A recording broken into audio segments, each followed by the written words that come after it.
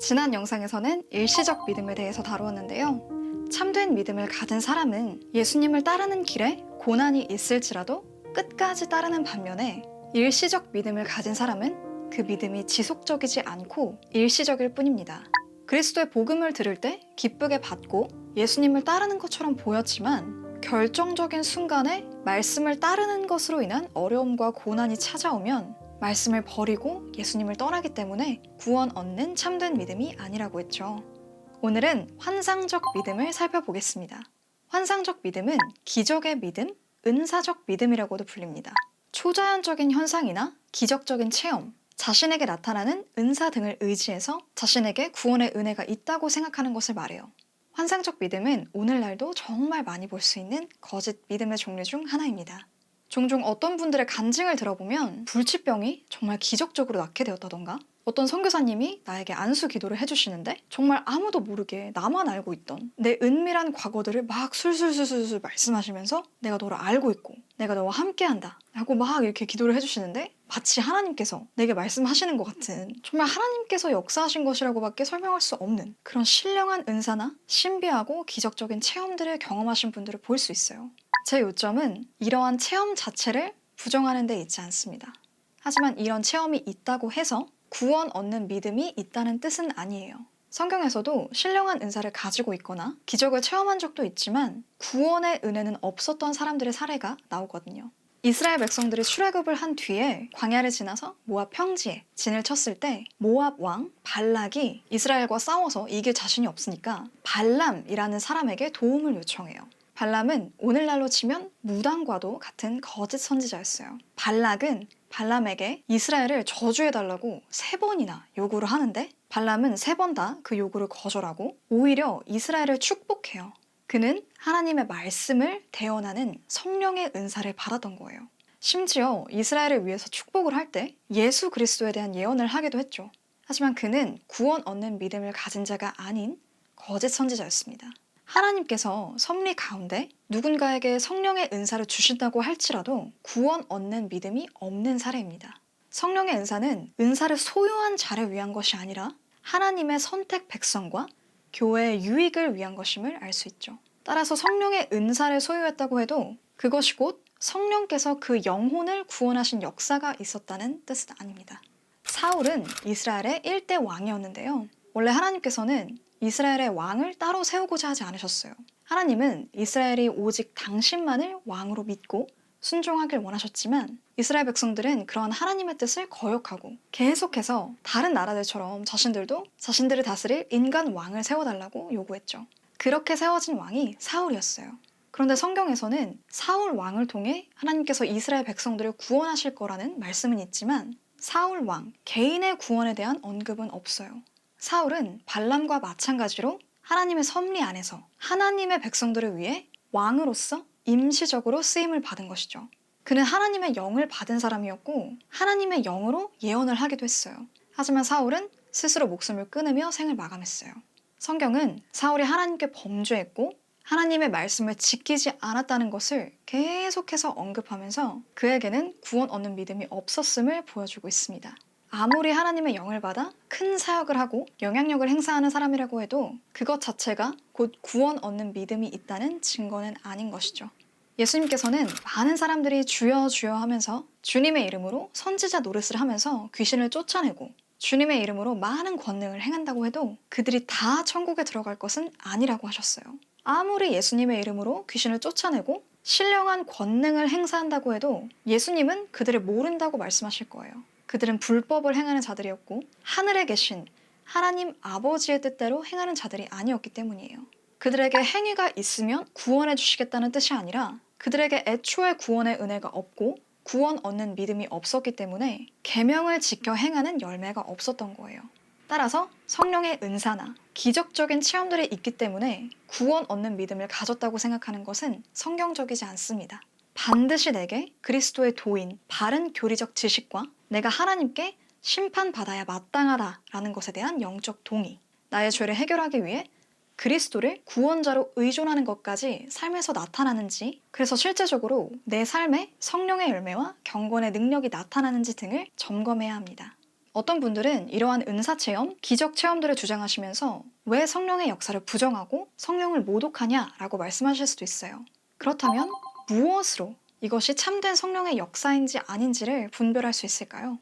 예배나 기도를 드리는 와중에 기적을 체험하면, 집회 가운데 뜨거운 체험이 일어나면 전부 다 성령의 역사로 보면 되는 걸까요? 성령의 역사라는 것은 무엇일까요? 우리는 우선 성령이 하시는 일, 그분의 본질적인 사역이 무엇인지를 알아야 합니다. 요한복음 16장 8절에서는 성령께서 세상에 대해 죄를 책망하시고 의를 책망하시고 심판을 책망하신다고 써 있어요. 성령께서는 죄를 드러내세요. 그리고 그 가운데 불의함을 드러내시고 하나님의 심판이 있다는 것을 깨닫게 하세요. 그런데 성령께서는 무엇을 매개로 이러한 일들을 하실까요? 바로 말씀입니다. 성령께서는 늘 말씀과 함께 역사하신다고 우리가 지난 영상들에서 살펴보았죠. 성령은 말씀을 가지고 죄와 불의함을 드러내셔서 심판을 깨닫게 하십니다. 그런데 또 성령께서는 율법의 말씀을 통해 죄를 드러내실 뿐 아니라 복음의 말씀을 통해 예수 그리스도를 그 심령 가운데 비춰주셔서 그 영혼이 예수님께 나아오도록, 즉 예수님을 의존하도록 만들어주시죠. 성령의 역사를 거스른다는 것은 하나님의 말씀을 거스른다는 것과 같아요. 따라서 구원을 위한 성령의 역사는 반드시 말씀으로 분별하되 그 영혼에게 말씀을 통한 참된 죄의 각성이 있었는지, 그리스도를 의존하고 있는지 등을 점검해야 해요. 종교개혁가 마틴 루터는 성경과 일치하지 않는 모든 가르침들은 설령 그것이 매일 기적을 나타낸다고 해도 거부해야 한다라고 말했어요. 신비한 기적의 체험들은 타 종교에서도 흔히 볼 수 있는 현상들이기 때문이에요. 물론 정말로 성령의 역사로 인한 초자연적인 현상들이 일어날 수 있고 하나님의 은혜로 인해 기적을 체험할 수 있지만 그것이 구원의 은혜가 있다는 증거는 아닙니다. 구원은 은혜로 인해 오직 예수 그리스도를 믿음으로 말미암아 얻는 것이에요. 그런데 예수님께서도 사역을 하시면서 기적을 나타내셨잖아요. 그 이유는 뭘까요? 예수님께서 기적을 나타내신 것은 신약 성경이 기록되기 전이었던 그 당시, 구약 성경에서 계속해서 예언되었던 그 메시아, 하나님의 아들이 바로 당신임을 증거하기 위함이었어요. 같은 맥락으로 아직 신약 성경에 쓰이기 전 사도들의 치유 사역과 축사 사역 등도 예수 그리스도의 주되심을 증거하기 위한 것이었죠. 지금 우리에게는 신약을 포함하여 완성된 정경이 주어졌어요. 옛적에 선지자들을 통해 여러 부분과 여러 모양으로 말씀하신 하나님께서 이제는 아들, 즉 예수 그리스도를 통하여 말씀하시죠.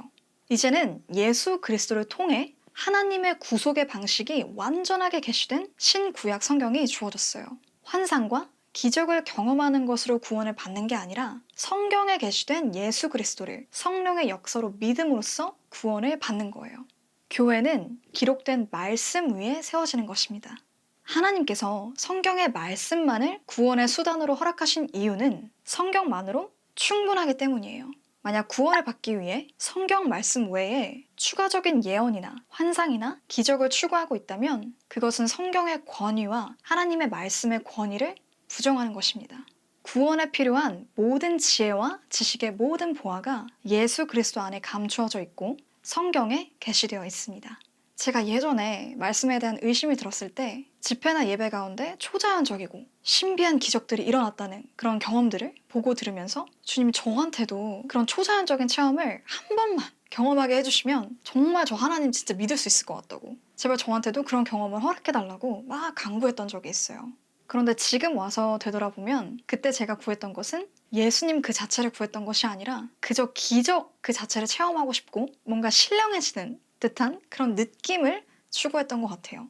나의 끊어지지 않는 이 죄를 해결하기 위해서 예수 그리스도를 의존하는 것이 아니라 신비하고 신령한 은사를 가진 목회자님께 찾아가서 그분께 안수 기도를 받으면 뭔가 영적으로 좀 강건해질 것 같고 그래서 일부러 그런 목회자님들을 찾아다니기도 했었죠. 혹시 영상을 보고 계시는 분들 중에 기적의 경험이나 신비한 체험들을 구하는 분들이 계시다면 나는 왜 그것을 구하고 있는지 한번 깊이 생각해 보셨으면 좋겠습니다.